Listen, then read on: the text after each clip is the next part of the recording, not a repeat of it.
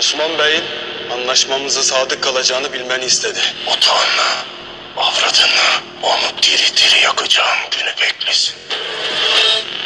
Tuba ile Osman'ın arasında sulh varsa eğer, bize düşen de o sulhü bozmak.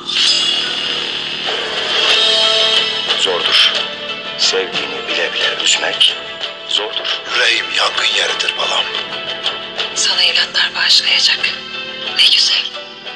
Yürü. Gayrı gidesin artık kara gözlü.